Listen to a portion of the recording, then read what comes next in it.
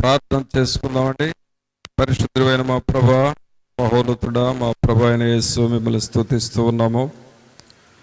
మీరు మమ్మల్ని ప్రేమించి మీరు ఇచ్చిన ఈ ప్రార్థన సమయమును బట్టి మీకు స్తోత్రాలు, వందనాలు చెల్లిస్తూ ఉన్నాము.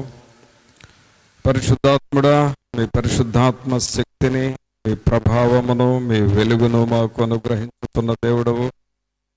అందుకు మీకు స్తోత్రాలు, వందనాలు చెల్లిస్తూ ఉన్నాము. ప్రభా, మీ సన్నిధిలో చేర్చున్న మా పైన మీ దయా సంకల్పమును నెరవేర్చండి.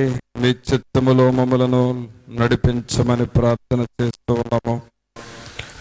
పాటలు పాడుచుండగా పాటల ద్వారా మీరు మహిమను పొందండి. మా ఆత్మలను మీరు సిద్ధపరచండి. అలాగే తండ్రి, మాకు తగిన స్తుతి ఆరాధనను అనుగ్రహించండి. మీ వాక్యమును మాకు అనుగ్రహించండి. రక్షకుడా, మీకు స్తోత్రాలు, వందనాలు చెల్లిస్తూ ఉన్నాము. మీ వాక్యం వినుచున్న ప్రతి బిడ్డను మీరు దర్శించి మీ దయగలిగిన హస్తమును ప్రతి ఒక్కరితో ఉంచి, నాయన వినగలిగిన చెవులను, గ్రహించగలిగిన హృదయములను మాకు మీరు దయచేయండి. మీ ఆత్మను నాయన తండ్రి అభ్యంతరపరచు వేరొక ఆత్మ ఏది లేకుండా చేసి పరిశుద్ధాత్మ నింపుదల సహాయం మాకు అనుగ్రహించి మీరు అధ్యక్షత వహించి నడిపించి ఘనత ప్రభావాలు మీరే ఆరోపించుకొనమని నజరేయుడైన యేసు నామమున అడిగి వేడుకొంచున్నాము తండ్రి, ఆమేన్. పాటలు పాడుకుందామండి. జయ జెండా పట్టుకునేదమ్మనే పాట పాడుకుందామండి.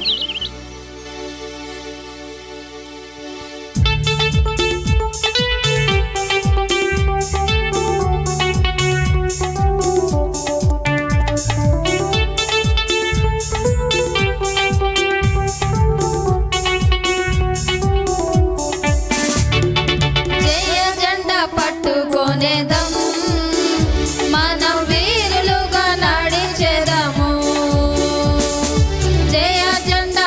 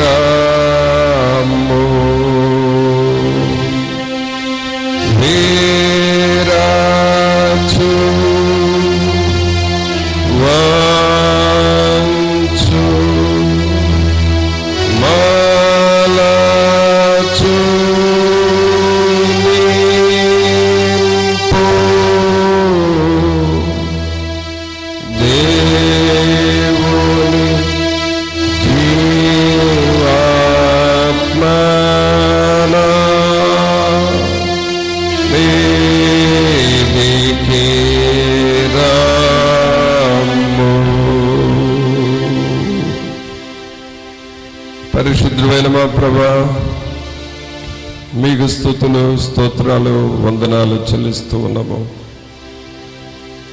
ఈ రీతిగా మమ్మలను మీ సన్నిధిలో చేర్చి మీ సన్నిధిలో ఆనందించుటకును, స్తుతించుటకును మీరు ఇస్తున్న ఈ శ్రేష్టమైన సమయాన్ని బట్టి మీకు వందనాలు చెల్లిస్తూ ఉన్నాము. మీరు మాట్లాడినప్పుడు అది మాకు జీవముగాను వెలుగుగాను ఉంటూ ఉన్నది. మీ స్వరము అద్భుతములు చేయు స్వరము కదా ప్రభువా. మేము మీ చేత నిర్మించబడిన వారము, మీరు మా సృష్టికర్తరు, అందుకు మీకు స్తోత్రాలు చెల్లిస్తూ ఉన్నాము. ప్రభా, మమ్మల్ని అందరినీ మీరు దర్శించండి, మీ జీవ మార్గములో మమ్మలను నడిపించండి, మీ ఉపదేశము మాకు అనుగ్రహించండి. ప్రతి విధమైన అభ్యంతరపరచు దురాత్మ క్రియలను యేసు నామములో బంధిస్తూ ఉన్నాను. ఈ పరిసరాలలో, ఈ ఆవరణములో దేవుని సన్నిధిని మాత్రమే మేము అనుభవించాలి. మీ దూతలు మాకు బోధించాలి. పరిశుద్ధాత్ముడు మాలో నివసించాలి. యెహోవా మెకాదీస్, మమ్మల్ని అలాగూ మీరు పరిశుద్ధపరచండి. మా పాళెములోనికి మీరు రండి. మీ వాక్యము ద్వారా మాతో మాట్లాడమని నజరేయుడైన యేసు నామమున అడిగి వేడుకొనుచున్నాము తండ్రి, ఆమేన్. ప్రియుల దేవుని వాక్యం చూసుకుందాం. ఆది కాండము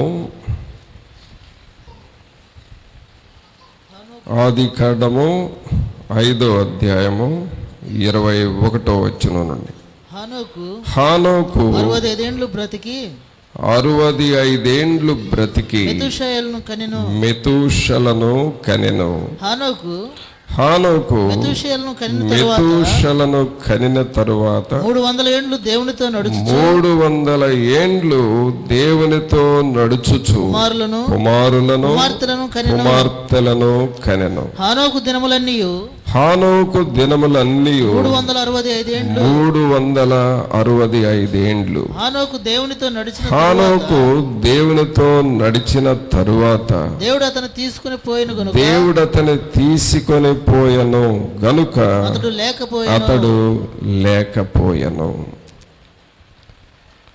ప్రభువుని ప్రియులారా, ఇక్కడ మనం హానోకు అనే ఒక వ్యక్తిని మనం చూస్తూ ఉన్నాం. వీళ్ళందరూ ప్రారంభ దినాలలో ఉన్నవాళ్ళు. ఈ 5వ అధ్యాయంలో ఇంకా పైన కొన్ని పేర్లు ఉన్నాయి. వీళ్ళందరూ ప్రారంభ దినాల్లో, అనగా సృష్టించబడినప్పుడు ఉన్న మొదటి తరము మానవులు. వారిలో ఒకరు హానోకు. ఈ హానోకు 65 సంవత్సరాలకు మెతూషల అనే ఒక కుమారుడను కని, ఆ తర్వాత ఆయనను గూర్చి రాయబడి ఉన్నది ఏమిటంటే 22వ వచనంలో చూడండి. హానోకు మెతూషలను కనిన తరువాత 300 ఏండ్లు దేవునితో నడుచుచు కుమార్తెలను కనెను. హానోకు దినములన్నీ 365 ఏండ్లు. హానోకు దేవునితో నడిచిన తరువాత, అనగా హానోకు బ్రతికిన కాలం ఎంత అనంటే 365 సంవత్సరాలు. వాళ్ళేమో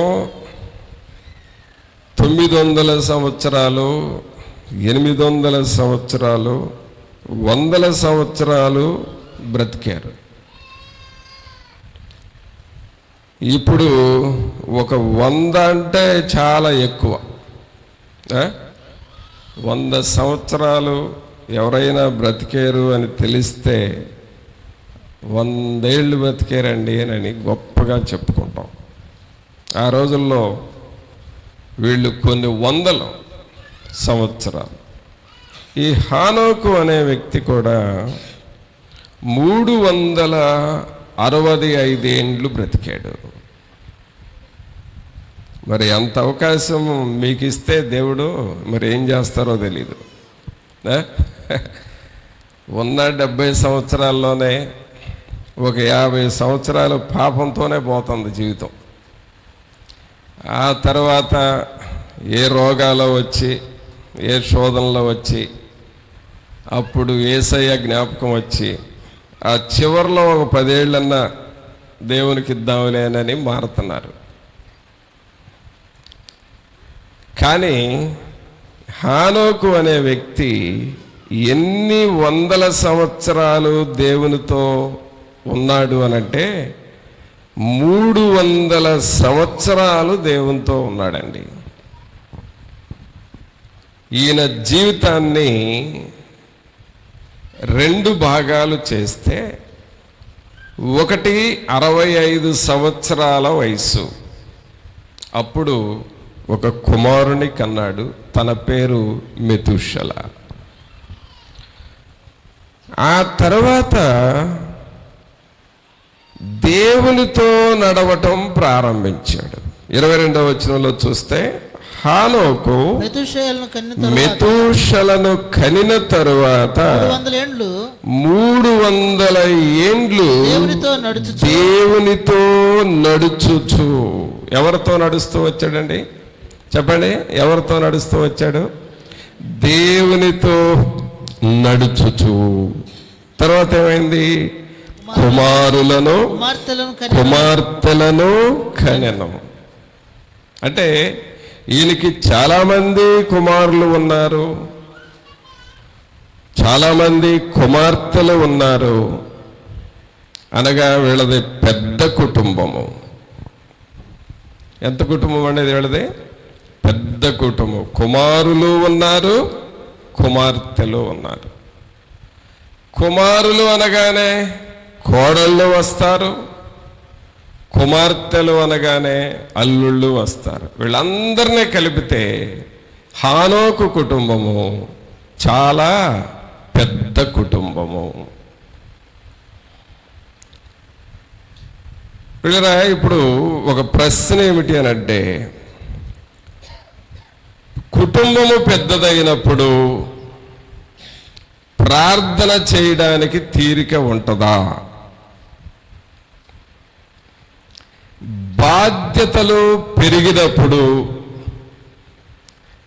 దేవుని సన్నిధికి వెళ్ళడానికి టైం దొరుకుతుందా?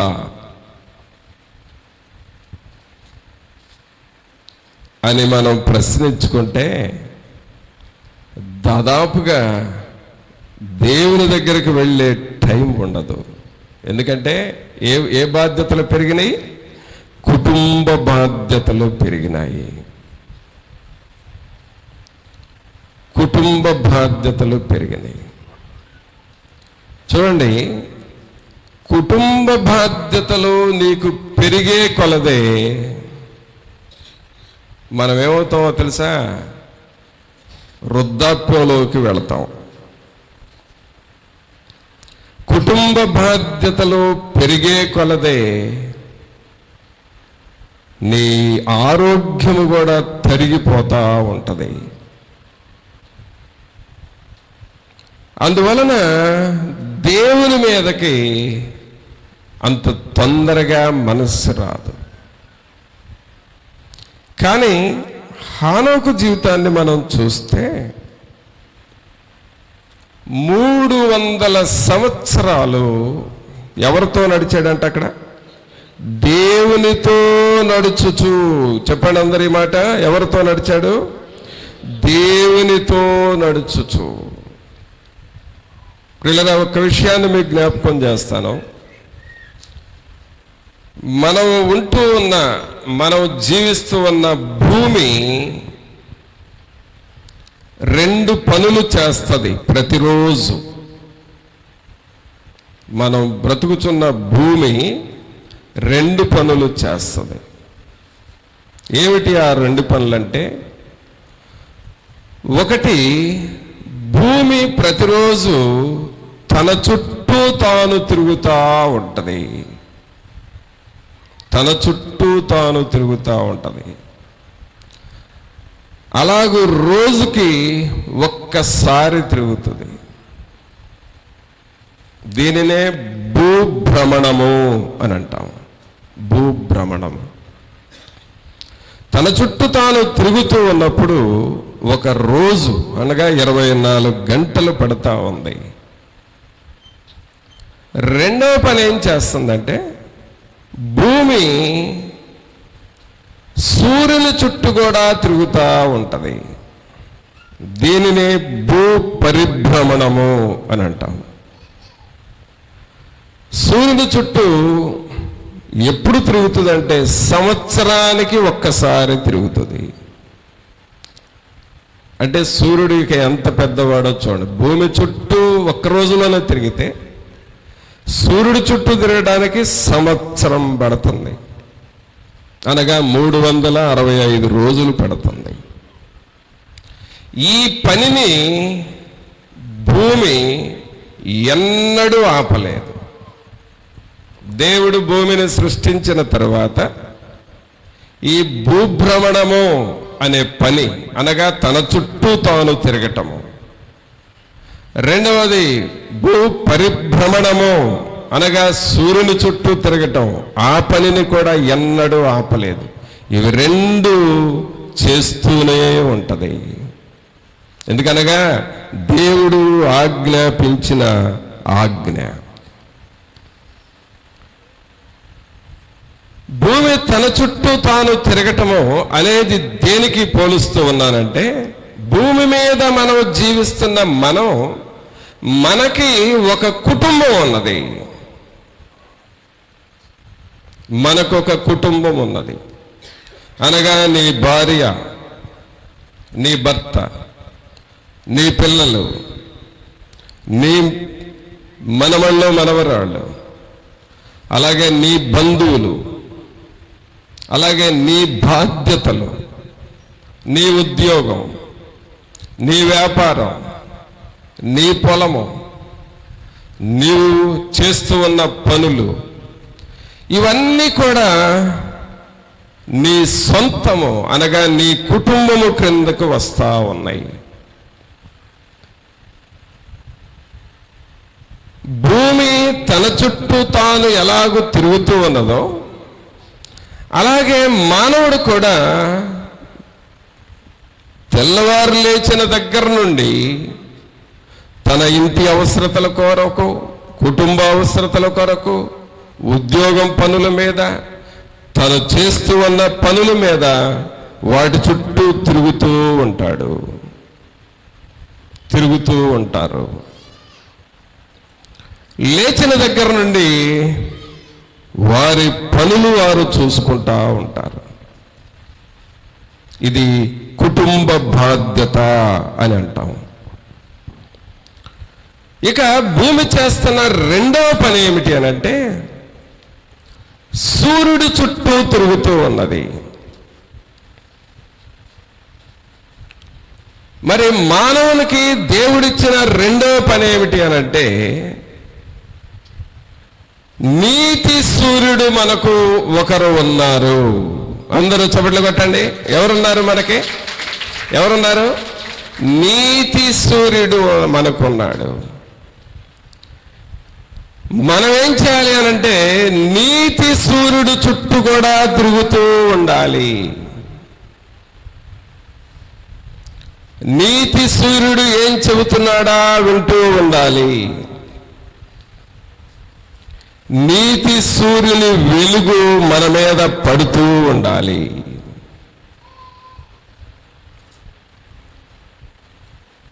ప్రియరా గమనించండి, సూర్యుని వెలుగు నీ మీద పడినప్పుడు నీలోనికి క్రొత్త శక్తి వస్తుంది. నీలోనికి క్రొత్త చిగురు వస్తుంది. ఫలించుట ప్రారంభమవుతుంది.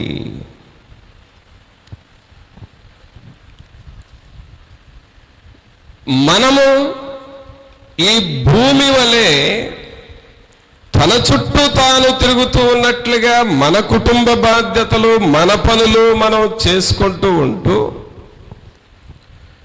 దేవుని చుట్టూ అనగా నీతి సూర్యుని చుట్టూ తిరగాలి. ఆయన పనిలో మనం ఉండాలి అని దేవుని ఉద్దేశమై ఉన్నది.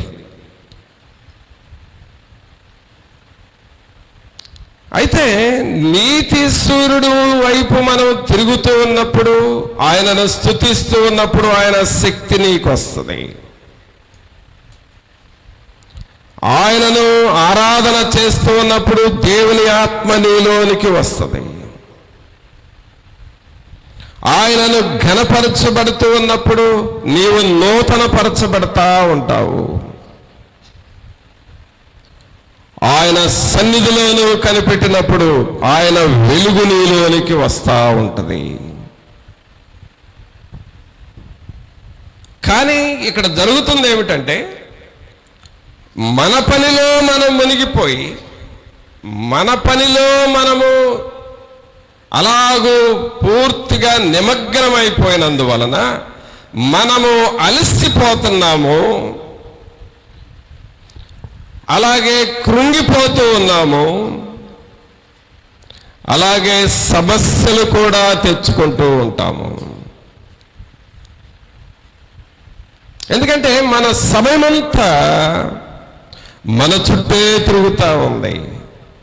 మన పని, మన ఇల్లు, మన కుటుంబ బాధ్యతలు, మన ఉద్యోగ బాధ్యతలు, మన పొలము పనులు, మనం చేస్తున్న పనులు, వీటి చుట్టే మన టైం అంతా తిరగటం వలన నీకు దేవుడిచ్చే నూతన శక్తి, దేవుడిచ్చే నూతన బలము నువ్వు పొందుకోలేకపోతున్నావు. కానీ మనం ఏం చేయాలంటే దేవుని వైపు కూడా తిరగాలి. నీతి సూర్యుని వైపు మనము చూస్తూ ఉండాలి.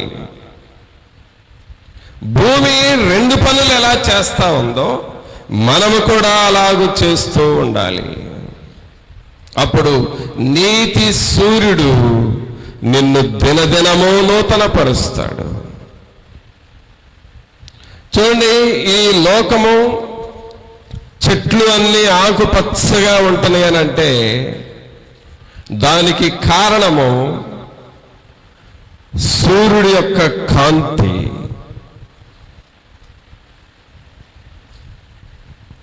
అలాగే మనం వేసిన పంటలు పండుతూ ఉన్నాయనంటే దానికి కారణము సూర్యుని కాంతి. అలాగే మనము కూడా ఎప్పటికప్పుడు మరి ఆరోగ్యమును పొందుకుంటూ ఉండాలి అనంటే సూర్యుని కాంతి మన మీద పడుతూ ఉండాలి. ఇది ఒక పోలిక అండి, ప్రభు మనకిస్తున్న ఒక పోలిక. అలాగే నా బిడ్డలు నా సన్నిధిలో కనిపెట్టినప్పుడు, నా సన్నిధిలో వేచి ఉన్నప్పుడు వారికి నా వెలుగునిస్తాను అని ప్రభు చెబుతూ ఉన్నాడు. యెహోవా నాకు వెలుగాయను. ఇక్కడ హానోకు జీవితాన్ని మనం చూస్తే ఇక్కడ చూడండి 22వ వచనంలో, హానోకు మెతూషలను కనిన తరువాత 300 ఏండ్లు, ఎన్ని సంవత్సరాలండి?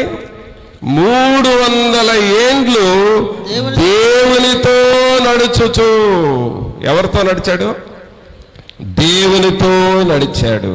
అనగా ఆయనకు కుటుంబ బాధ్యతలు పెద్దవే, పెద్ద కుటుంబం అయింది. కానీ బాధ్యతల్లో పడిపోయి దేవునితో నడవటం మర్చిపోలేదు. ఓ తండ్రి, ఓ తల్లి, బాగా జ్ఞాపకం పెట్టుకో. నీకు దేవుడు గుర్తు రాకపోతే నీ కుటుంబ జీవితంలో నువ్వు అలసిపోతావు.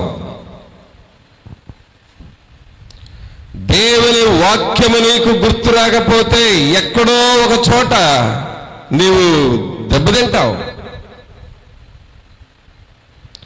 దేవుని సన్నిధి, దేవుని ఆరాధనలు నీకు గుర్తొస్తూ ఉండాలి.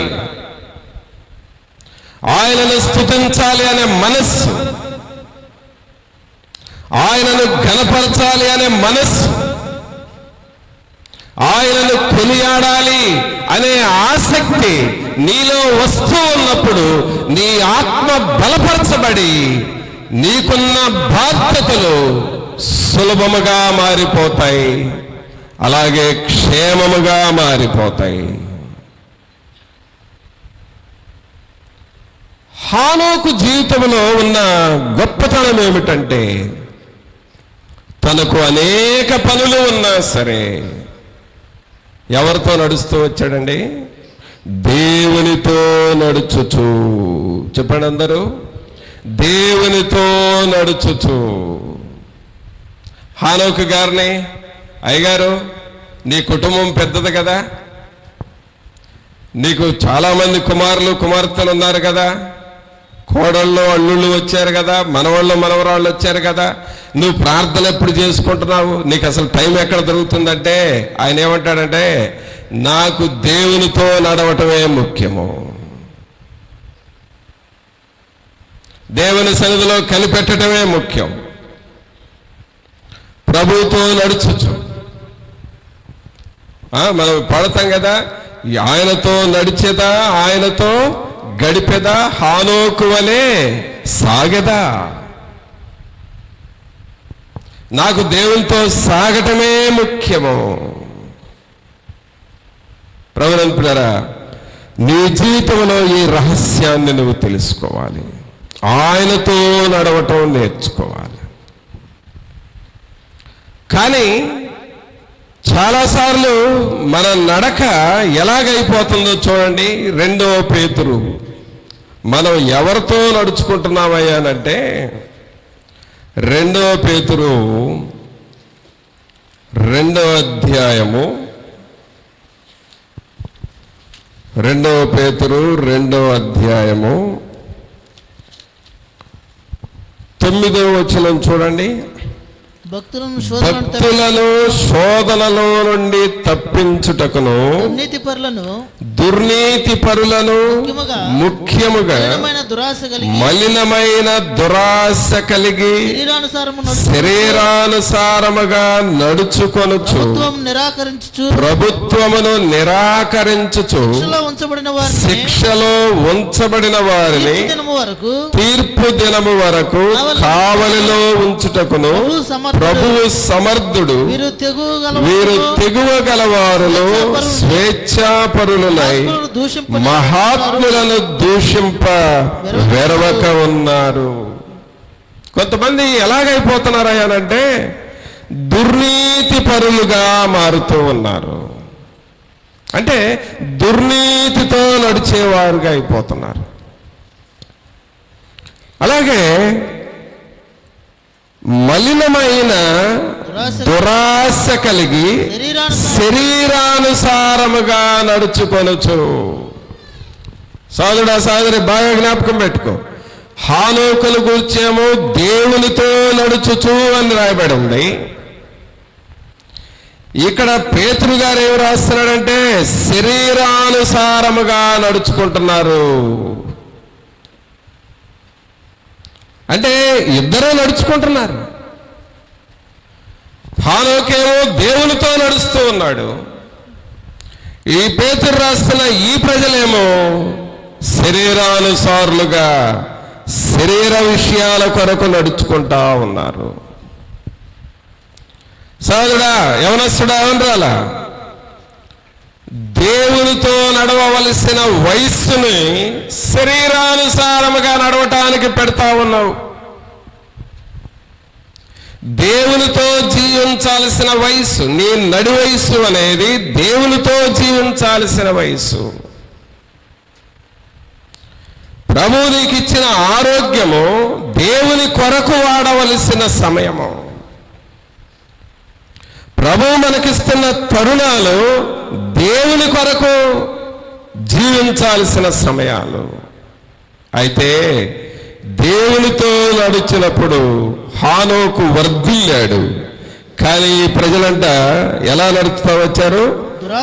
దురాశ కలిగి శరీరానుసారముగా నడుచుచు ప్రభుత్వమును నిరాకరించుచు శిక్షలో ఉంచబడిన వారిని తూర్పు దినం వరకు కావలిలో ఉంచుటకు ప్రభు సమర్థుడు. వీరు తెగువగలవారును స్వేచ్ఛాపరులై మహాత్ములను దూషింపవెరవకై ఉన్నారు. అంటే విమర్శించుకుంటా, దూషించుకుంటా, శరీరానుసారముగా నడుచుకుంటా ఉన్నారు కొంతమంది ప్రజలు.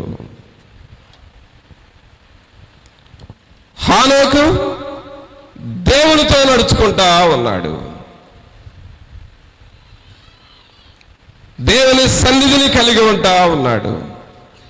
దేవుని భయము కలిగి ఉంటా ఉన్నాడు.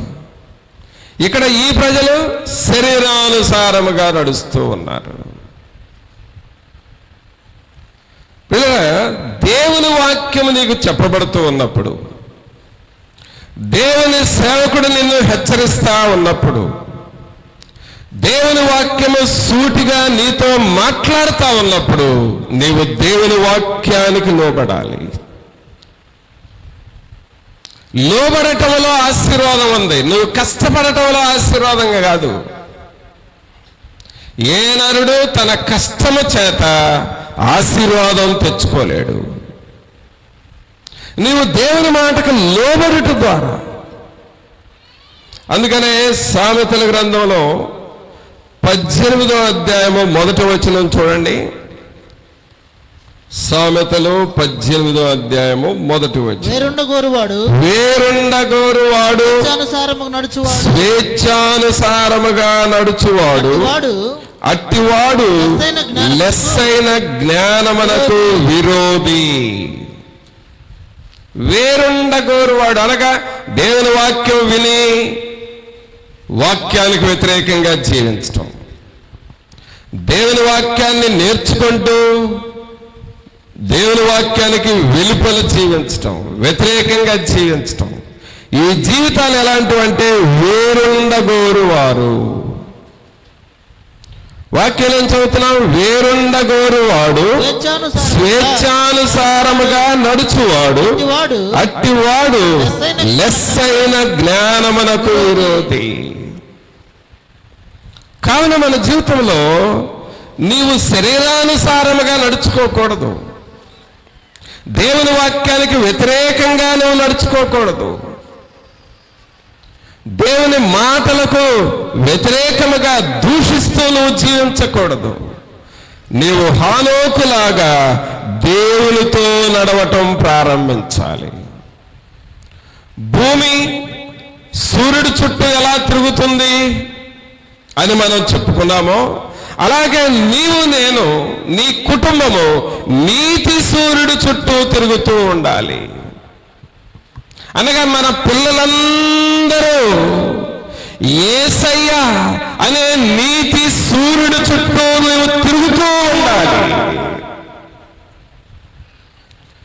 ఉదయం లేచిన దగ్గర నుండి నీ బాధ్యతలు నువ్వు చూసుకుంటూనే సమయాన్ని చూసుకొని దేవుని వైపు నువ్వు చూడటం నేర్చుకోవాలి. అది నీకు క్షేమము, అది నీకు క్షేమము, అది నీవు వర్ధిల్లటానికి కారణమవుతుంది. పోయిన ఆరోగ్యం నీకు తిరిగి వస్తుంది, ఉన్న కష్టాలు తొలగిపోతాయి, సాతాను శోధనలు వీడిపోతాయి, విరిగిపోతాయి. ఆయన చుట్టూ తిరగటము, ఆయనతో నడవటం నేర్చుకోవాలి.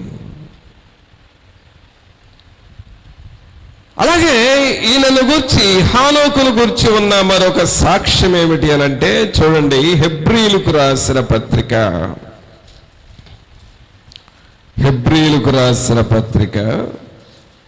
11వ అధ్యాయం చూడండి. హెబ్రీయులకు రాసిన పత్రిక 11వ అధ్యాయము 5వ వచనం చదువుదాం. విశ్వాసమును బట్టి హానోకు మరణము చూడకుండునట్లు కొనిపోబడెను. అతడు కొనిపోబడక మునుపు దేవునికి ఇష్టుడై ఉండెనని సాక్ష్యము పొందెను. ఈ మాట అందరూ చెప్పండి. అతడు కొనిపోబడక మునుపు దేవునికి ఇష్టుడై ఉండెనని సాక్ష్యము పొందెను. ఎలాగున్నాడంట? అతడు కొనిపోబడక మునుపు ఎలాగున్నాడంట? దేవునికి ఇష్టుడుగా ఉన్నాడు. అనగా దేవునికి ఇష్టమైన జీవితాన్ని జీవించాడు. దేవునికి ఎలాగు జీవించాలో అలాగూ జీవించాడు. దేవుని మాటకు ఎలా లోబడాలో అలాగే లోబడ్డాడు. దేవుడు ఏది చెప్పాడో అదే చేశాడు. తన కుటుంబంలో ఏది చేయమని ప్రభువు చెప్పాడో ఆయన కుటుంబంలో అదే చేశాడు. ఓ సోదరుడా, సోదరి, దేవుని ఇష్టములు నువ్వు చేస్తే, దేవుని ఇష్టమే నీ ఇష్టంగా మారితే నీవు దేవునికి ఇష్టడుగా మారుతావు, ఇష్టురాలుగా మారుతావు. నీ ఇష్టాలు తీసేసేయాలి. నా ఇష్టం నాది అని అంటారే కొంతమంది. ఏమంటారు? నా ఇష్టం నాది. ఒకరు చెప్పేదేంటి? నాకంతా తెలుసు, నా ఇష్టం నాది, నేనేదనుకుంటే అదే చేస్తా, నా మనసులో ఏదొస్తే అదే చేస్తా, నాకు చేయాలనిపిస్తే చేస్తా, నాకు వద్దు అనిపిస్తే నేను మానేస్తా. అందుకని నీ ఇష్టాలు ఇవి. నీ ఇష్టాలు దేవునికి అయిష్టాలుగా మారిపోతున్నాయి. నువ్వేం చేయాలి అనంటే, ప్రభువా నీకు ఇష్టడుగా నేను జీవించాలి, నీకు ఇష్టురాలుగా నేను జీవించాలి.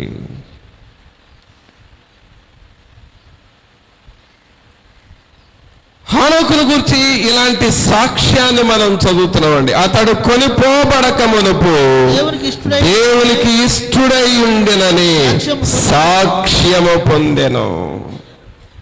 ప్రభా, నేను నీకు ఇష్టుడుగా, నీకు ఇష్టురాలుగా జీవించాలి అని నువ్వు దేవునికి ఇష్టముగా మారిపోవాలి.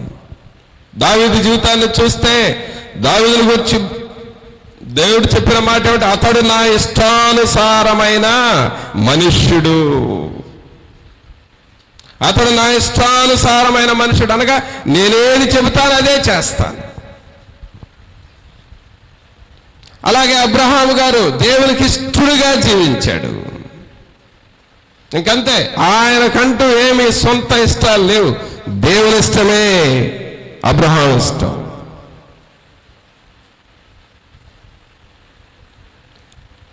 అలాగే ఈ భక్తులను మనం చూస్తే దానియేలును గురించి ప్రభు చెప్పిన మాట, అతడు నా ప్రియ కుమారుడు. అనగా దేవునికి ఇష్టలుగా మనము జీవించాలి. ఈ సాక్ష్యాన్ని నువ్వు పొందుకోవాలి. దేవునికి నువ్వు ఇష్టలుగా ఉండాలి. ఒకసారి మనం ఆలోచన చేసుకుందాం, నేను దేవునికి ఇష్టపడేది చేస్తున్నానా, లేక దేవునికి నేను ఇష్టము లేనిది చేస్తా ఉన్నానా? దేవునికి ఇష్టముగా నువ్వు మారుతున్నావు అంటే దేవుని ఆశీర్వాదం పొందుతున్నావని అర్థం. నీ కుటుంబంలో దేవునికి ఇష్టమైన పనులే జరుగుతున్నాయి అనంటే దేవుడు నీ కుటుంబంలో క్షేమముగా ఉంచబోతూ ఉన్నాడు. నీ పిల్లలు దేవునికి ఇష్టలుగా మారుతూ ఉన్నారంటే ప్రభువు నీ కుటుంబ విషయమై బాధ్యత తీసుకుంటున్నాడు, శ్రద్ధ తీసుకుంటూ ఉన్నాడు. అందుకని దేవుని వాక్యం ఉందంటే, నా యొద్ద నివసించున్నట్లు దేశంలో నమ్మకస్తులైన వారి కొరకు నేను కనిపెట్టుచున్నాను.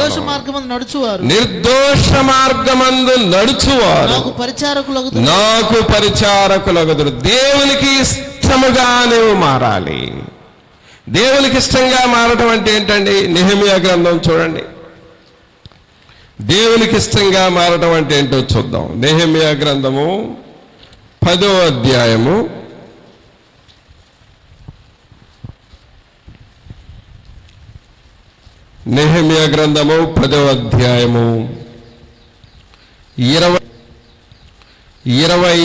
28వ వచనం చూద్దాం. దేవుని దాసుడైన అన్న దగ్గర నుండి అందరూ స్టార్ట్ చేయండి. దేవుని దాసుడైన మోషే ద్వారా నియమించబడిన దేవుని ధర్మశాస్త్రమును అనుసరించి నడుచుకొనుచు మన ప్రభువైన యెహోవా నిబంధనలను కట్టడలను ఆచరించుదుమని శపథము పూని ప్రమాణము చేయుటకు కూడిరి. చూడండి, ఇక్కడ మనందరము దేవుని సన్నిధిలో కూడి ఉన్నాం. మనమందరము ఒక స్థలములో కూర్చున్నాం. మనమందరము ప్రభు చెప్పుచున్న మాటలు వింటూ ఉన్నాం. దేవునికి ఇష్టంగా ఉండటం అంటే అర్థం ఏమిటంటే, మన ప్రభువైన యెహోవా నిబంధనలను కట్టడలను ఆచరించుదమని. అందరూ మీ కుడి హస్తం పైకి లేపి బిగ్గరగా చెప్పండి. మన ప్రభువైన యెహోవా నిబంధనలను కట్టడలను ఆచరించుదమని శపథము పూని ప్రమాణము చేయుటకు కూడిరి. ఎందుకు కూడారంట వాళ్ళు? ఎందుకు కూడారంట? దేవుని కట్టడలు, ఆయన నిబంధనలు ఆచరించుదమని శపథము చేశారంటండి. అంటే ప్రమాణము చేశారు. చూసారా? అనగా దేవుని సన్నిధిలో నీవు ప్రమాణము చేసి ఆ ప్రమాణమును ఆచరిస్తూ అనుసరిస్తూ నువ్వు జీవించాలి.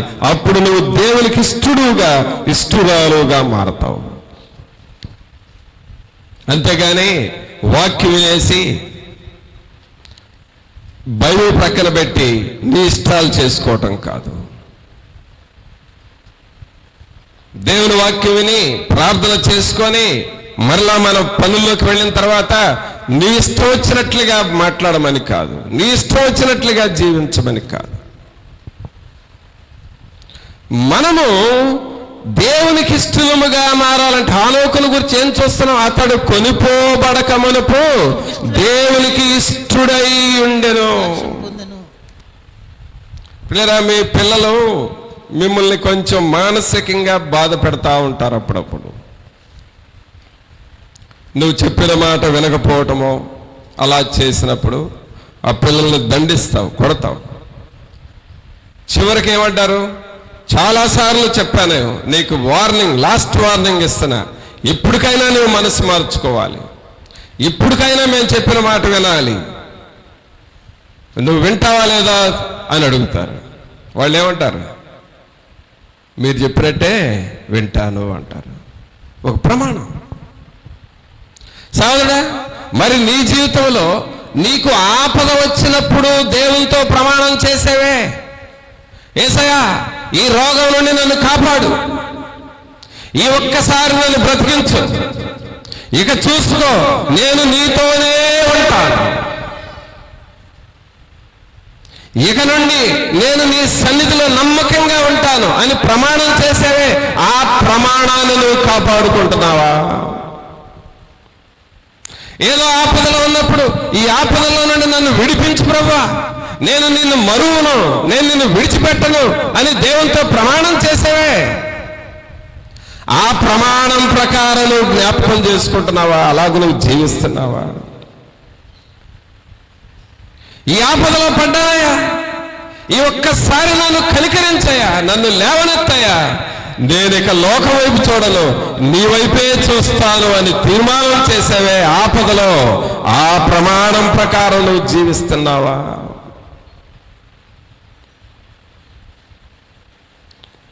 దేవునికి ఇష్టముగా ఉండటం అంటే అర్థం ఏమిటి అనంటే, ఆయన నిబంధనలను కట్టడలను ఆచరించుదమని శపథము పూని ప్రమాణము చేయుటకు కూడిరి. ఎప్పుడైతే నువ్వు చెప్పిన మాట ప్రకారము, వింటున్న వాక్య ప్రకారము నిన్ను నీవు నడుచుకుంటూ ఉంటావో, జీవిస్తూ ఉంటావో, అప్పుడు నువ్వు దేవునికి ఇష్టడుగా మారిపోతావు, ఇష్టరాలుగా మారుతావు. హానోకుకి మరి ఇది ఎలా సాధ్యమైందండి? కుటుంబం పెద్దదే. ఇక్కడున్న కుటుంబాలన్నిటికంటే పెద్ద కుటుంబం ఎవరిదంటే హానోకుదే. హానోకు కుటుంబంతో మన కుటుంబాలు పోలిస్తే మనవి చాలా చిన్నవి. ఒక గుమ్మడికాయ ప్రక్కన పెట్టి దాని ప్రక్కన బుడం దోసకాయ పెడితే ఆ రెండు కాయలకి ఎంత తేడా ఉందో, హానోకు కుటుంబమేమో ఒక గుమ్మడికాయ లాంటిదైతే మన కుటుంబాలు ఒక బుడం దోసకాయ లాంటిది. అయితే ఈ బుడం దోసకాయ లాంటి కుటుంబాన్ని చూసుకుంటానే ఎక్కడన్నా ప్రార్థన టైం దొరకట్లేదన్నా, బైబిల్ చదువుతున్నావా, ఎక్కడన్నా అసలు వాళ్ళకి జలుబు చేసిందన్నా, ఇక నాకు పని, నా టైం అంతా వాళ్ళకే పెట్టాను. మరి 1వ తారీఖు ప్రార్థన ఉంది కదా, ఎక్కడన్నా అదే టయానికి పిల్లలు కొంచెం విసిగిచ్చారు, వాళ్ళని బెత్తం తీసుకొని అదిలించుకుంటే వాళ్ళ కాపలా గాయటమే సరిపోయింది. నీది బుడం దోసకాయ లాంటి కుటుంబం, ఆ కుటుంబాన్ని చూసుకోవడానికే నువ్వు సతమతం అయిపోతున్నావు. హానోకు కుటుంబము గుమ్మడికాయ లాంటి కుటుంబం, కానీ దేవునితో నడిచాడు, దేవునికి ఇష్టడుగా ఉన్నాడు, దేవునికి ఇష్టముగా కుటుంబం బ్రతికింది. కారణం ఏమిటి అనంటే, దేవుని చుట్టూ తిరగటం నువ్వు నేర్చుకుంటే అన్నిటిలో నువ్వు జయం పొందుతావు. దేవుని వాక్యానుసారముగా నువ్వు జీవిస్తా ఉంటే ప్రభువే నీ బాధ్యతలు చూసుకుంటాడు. ఆ దేవునికి ఇష్టడుగా, ఇష్టరాలుగా జీవించాలి అనే తీర్మానం నువ్వు చేసినప్పుడు, అలాగ నువ్వు జీవిస్తా ఉన్నప్పుడు ప్రభు నీ విషయమై అన్నీ చూసుకుంటాడు. కావున ప్రభునంతులారా, ఆయనకి ఇష్టముగా మనం జీవించాలంటే ఏం చదువుతున్నావు? దేవుని దాసుడైన మోషే ద్వారా నియమించబడిన దేవుని ధర్మశాస్త్రమును అనుసరించి నడుచుకొనుచు మన ప్రభువైన యెహోవా నిబంధనలను కట్టడలను ఆచరించుదమని శపథము పూని ప్రమాణము చేయుటకు కూడిరి. మనము హృదయములో దేవుని వాక్యానుసారముగా జీవించాలి అనే ఒక శపథము నీలో ఉండాలి. ఎవరొస్తాడా? ఒక ప్రమాణము నీలో ఉండాలి. ఎప్పుడైతే నువ్వు ఈ ప్రమాణం చేస్తావో ఇక నువ్వు లోక వైపు చూడలేవు. యోబు తన కన్నులతో ఒక నిబంధన చేశాడు. నా కన్నులతో నేను నిబంధన చేసుకుంటున్నాను, కన్యకను నేను ఎలాగూ చూచెదను. అలాగే దేవుని మందిరములో ఉన్నటువంటి ప్రజలు కూడా కొన్ని నిబంధనలు చేస్తా వచ్చారు. వాళ్ళు చేసిన నిబంధనలు ఏమిటంటే ఒక్కసారి 10వ అధ్యాయం చూడండి. 10వ అధ్యాయము 39 నెహెమ్యా గ్రంథంలోనే చూడండి. వాళ్ళు చేసిన నిబంధనలు 10వ అధ్యాయము 39 వచనం. ఇశ్రాయేలీయులు లేవీయులను ధాన్యమును క్రొత్త ద్రాక్షారసమును నూనెను తేగ సేవ చేయు యాజకులను ద్వారపాలకులను గాయకులను వాటిని తీసుకొని ప్రతిష్ఠితములకు మా ఉపకరణములుండు మందిరపు గదులలో ఉంచవలను. మా దేవుని మందిరమును మేము విడిచిపెట్టము. ఏమంటున్నారండి వీళ్ళు? మా దేవుని మందిరమును మేము విడిచిపెట్టం. ఒక ప్రమాణం చేస్తున్నారు. అనగా దేవుని సన్నిధిని మేము వదిలిపెట్టాం, దేవుని చిత్తం చేయటం వదిలిపెట్టాం, దేవుని వాక్యం బోధించడం వదిలిపెట్టము, దేవుని సన్నిధిలో మొరపెట్టడం వదిలిపెట్టాం. మా దేవుని సన్నిధిని మేము విడిచిపెట్టము. ఆ ప్రమాణాల్లో మనం జీవిస్తున్నామా? దేవునికి నువ్వు ఇష్టరాలుగా ఎప్పుడు మారుతావంటే ఇదిగో ఈ ప్రమాణాలలో మనం జీవించాలి. ఈ నిబంధనలను అనుసరించి మనం నడుచుకోవాలి. హానోకు అలాగూ దేవునితో నడుస్తూ వచ్చాడు. అలాగే దేవుని సన్నిధిలో చేసిన ప్రమాణం ప్రకారము ఆయనతో నడుస్తూ ముందుకు సాగాడు. ఆయనకు ఇష్టడుగా జీవించాడు. అంతేకాదండి, హానోకును గురించి యోధా రాసిన పత్రికలో ఒక మాట ఉందో చూడండి. యోధా రాసిన పత్రిక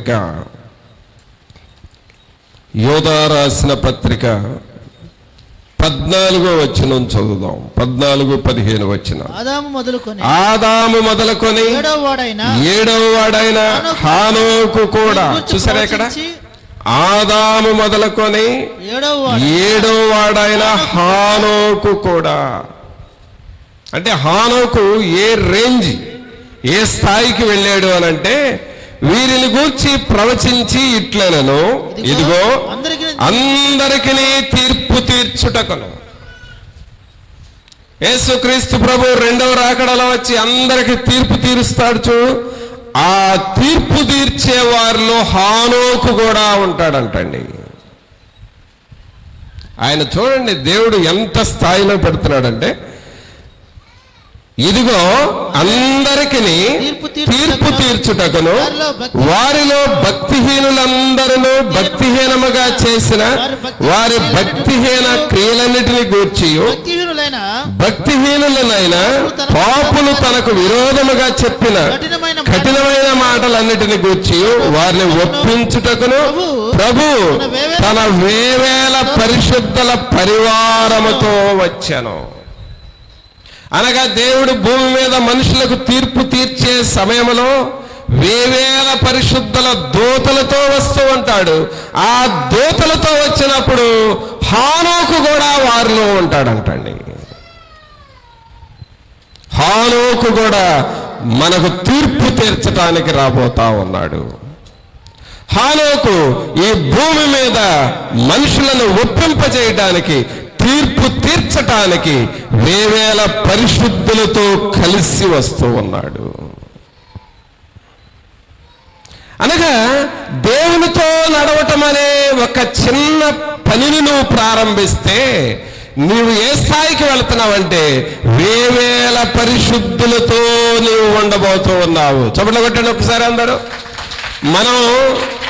మనం ప్రారంభించిన భక్తి, మనం చేస్తూ ఉన్న ప్రార్థన, మనము దేవుని సన్నిధికి వచ్చి మొరపెట్టడం అనే ఈ భక్తిని ప్రారంభించి దేవునితో నడుస్తూ, దేవునికి ఇష్టడుగా ఉంటూ, దేవునికి ఇష్టరాలుగా ఉంటా ఉంటే, ఇలాగ నీ జీవితాన్ని సాగిస్తా ఉంటే నీ బాధ్యతలు ఆయన చూసుకోవటమే కాదు, నిన్నెక్కడ పెట్టబోతున్నాడు? వేవేల పరిశుద్ధులతో నిన్ను చేర్చబోతున్నాడు.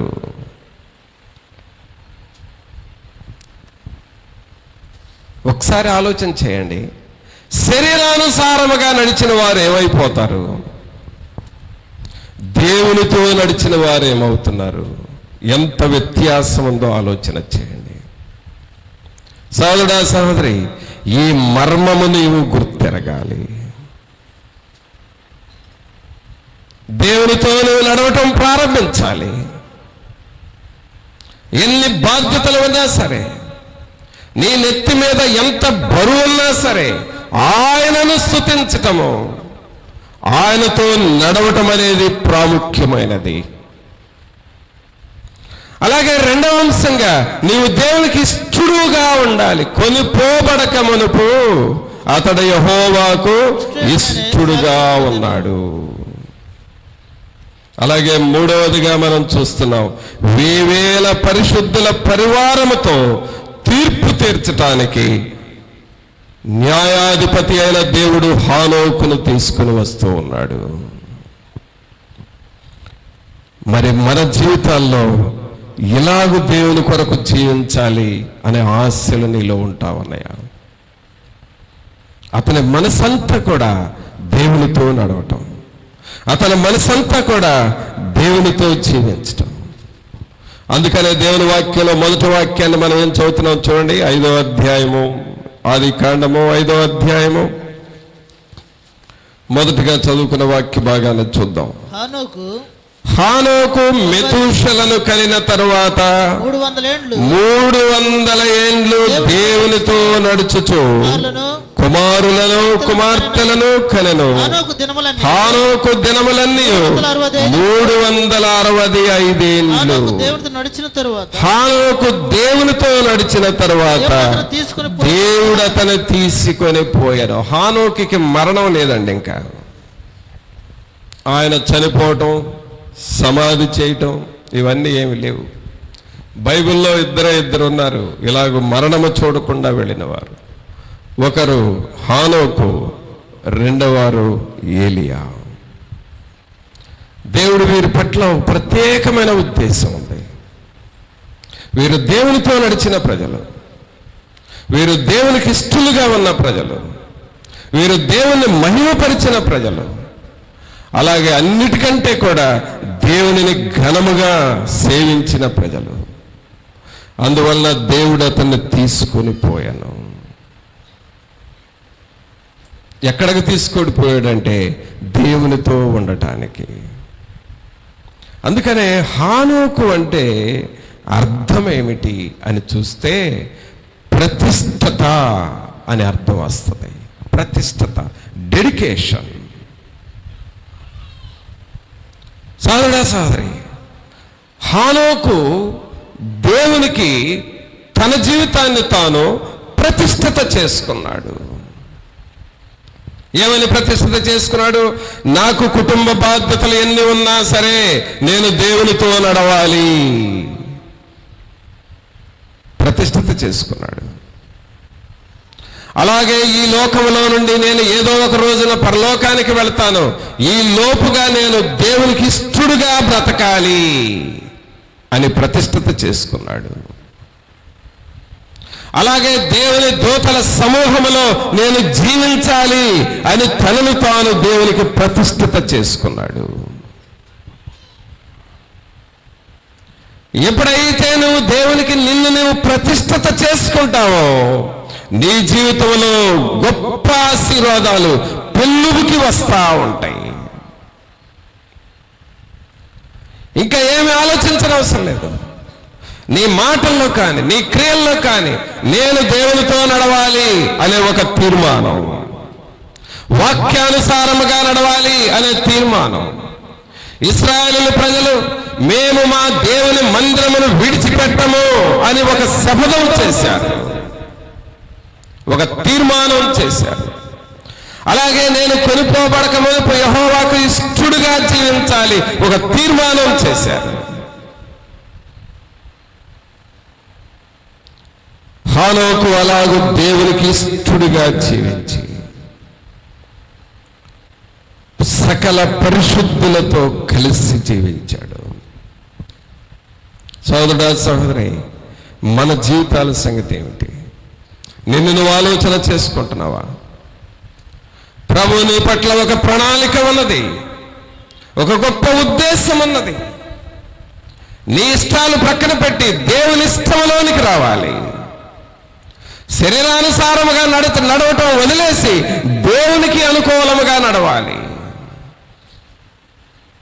నువ్వు ఎప్పుడైతే వాక్యానుసారముగా నడవటానికి తీర్మానం చేసుకుంటావో, నీ కుటుంబాన్ని దేవుని వాక్యానుసారముగా నడిపించుకోవడానికి తీర్మానం చేసుకుంటావో, దేవుని శక్తిని మనం చూస్తాము. మరి అలాగూ నేను తీర్మానం చేసుకొని హానోకులాగా నన్ను నేను నీకు ప్రతిష్ఠిత చేసుకుంటాను ప్రభువా అని నువ్వు దేవునితో చెబుతావా? ప్రార్థన చేసుకుందాం. ఒక్క నిమిషం అందరం తలలో వంచి ప్రభు సన్నిధిలో మన హృదయాలను మనం పరీక్షించుకుంటూ దేవుణ్ణి అడుగుదాము. ప్రభువా, నాలో ప్రతిష్ఠిత దయచేయండి. నన్ను నేను మీకు ప్రతిష్ఠిత చేసుకోవాలి ప్రభువా. నా ఇష్టానుసారముగా నేను జీవించటము కాదు కానీ వాక్యానుసారముగా జీవించాలి అని, దేవునితో నడవాలి అనే తీర్మానం నాకు దయచేయండి. సోదరుడా, ప్రార్థన చేయి. అందరూ మోకాళ్ళ మీద ఉండి నీ చేతులు దేవుని చూపిస్తూ ప్రతి ఒక్కరూ ప్రార్థన చేయండి. యేసయ్యా, నేను మీతో నడవాలి, నేను మీతో నడవాలి ప్రభువా. తప్పిపోతున్నాను, ప్రక్కకి వెళ్ళిపోతున్నానయ్యా, అలాగూ వెళ్ళనివద్దు. దేవునితో నడవాలి, వాక్యానుసారముగా నడవాలి. ప్రార్థన చేయి. ఒక్క నిమిషము సోదరుడా, సోదరు, నోరు తెరిచి ప్రార్థన చేయి. నువ్వెక్కడ ఉన్నా సరే దేవునితో నడవాలి ప్రభు అని అడుగు. నువ్వు దేవునితో నడిచే జీవితం నాకు ఇవ్వండి నాయన. నేను ఈ లోకములో జీవిస్తూ ఉన్నప్పుడు దేవునికి ఇష్టడుగా నేను జీవించాలి, దేవునికి ఇష్టరాలుగా నేను జీవించాలి ప్రభువా. రక్షకుడా, మేము మీకు ఇష్టముగా ఉండాలి. నా ఇష్టాలు కాదు, నా ఇష్టాలు నెరవేర్చుకోవడం కాదు, దేవుని ఇష్టమే, దేవుని వాక్యమే నాకు ఇష్టముగా మారాలి అని నువ్వు దేవుని అడుగుతావా? ప్రభువా, సకల పరిశుద్ధులతో హానోకును మీరు ఎలాగో చేర్చారు, నా జీవితము కూడా సకల పరిశుద్ధులతో దూతల పరివారములో నేను జీవించాలి ప్రభువా. ప్రభువా, నా జీవితాన్ని అలాగూ మీకు నేను ప్రమాణము చేసుకొని జీవించాలి. నేను చాలాసార్లు నేను చేసిన ప్రమాణాలు ప్రక్కకు పోతున్నాను ప్రభువా, వాటిని మర్చిపోతున్నాను నాయన. నేను తీర్మానం చేసుకున్న ప్రమాణాల నుండి నాయన ప్రక్కకు వెళ్ళిపోయి నా ఇష్టాలు చేస్తున్నానయ్యా. నన్ను క్షమించండి, నన్ను క్షమించండి. దేవుని మార్గములో నన్ను నడిపించండి, నీ ఉపదేశము ప్రకారము నన్ను నడిపించండి, నీ ఆజ్ఞలను అనుసరించి నడుచుకునే వ్యక్తిగా నన్ను చేయండి. హానోకు లాంటి జీవితము నాకు ఇవ్వండి అని నువ్వు ప్రభువును అడగాలి. పరిశుద్ధులైన మా ప్రభువా, మీకు స్తోత్రాలు వందనాలు చెల్లిస్తూ ఉన్నాము. దేవునితో నడిచే జీవితము 300 సంవత్సరములు దేవునితో నడిచిన జీవితం, అది ఎంత గొప్ప జీవితం ప్రభువా. చిన్న చిన్న బాధ్యతలకే నీ సన్నిధిని మేము నిర్లక్ష్యం చేసుకుంటున్నాం. కానీ హానోకుకి అనేక బాధ్యతలు ఉండి కూడా వాటిని చూసుకుంటూ దేవునితో నడిచే ఆత్మీయ లోతుల్లోనికి నడిపించారు ప్రభువా. ఈ ప్రజలందరూ దేవునితో నడవాలి అనే తీర్మానంలోనికి తీసుకొని రండి. ఇక్కడున్న ఎవరేస్తున్నారు, ఈ వాక్యం ఆయా స్థలాల నుండి వింటున్న ప్రతి ఒక్కరూ దేవునితో నడవాలి అనే తీర్మానం వీరికి దయచేయండి. యేసుతో నడవాలి, యేసుతో గడపాలి, యేసు కొరకు జీవించాలి. ఆ తీర్మానంలోనికి వీరిని నడిపించండి. మీ కొరకు ప్రతిష్ఠత కలిగిన జీవితమునివ్వండి ప్రభువా. దేవుని మందిరమును విడిచిపెట్టము, దేవుని పరిచర్యను విడిచిపెట్టము, దేవుని మాటలను అనుసరిస్తాము. నిబంధన కలిగిన ప్రజలుగా ప్రతి ఒక్కరిని చేయండి. పరిశుద్ధాత్ముడా, మీరు వీరిని స్వాధీనపరచుకోనండి, మీరు వీరిని వశపరచుకోనండి. మీరు వీరి కుటుంబాలకు నాయకుడిగా ఉండి నడిపించండి. మా గ్రామము దేవుని మార్గములో నడుచులాగా పరిశుద్ధాత్మ ఆలోచనలో నడిపించండి ప్రభువా. ఎవరు కూడా మీ మార్గములో నుండి తప్పిపోకూడదు. ఎవరు కూడా మీ చిత్తంలో నుండి ప్రక్కకు వెళ్ళి నశించిపోకూడదు. వేవేల పరిశుద్ధుల దూతలతో హాలోకు చేర్చబడిన రీతిగా దేవుని మార్గములో నడుస్తూ మీ పరిశుద్ధ దూతల పరివారములో మేము జీవించాలి.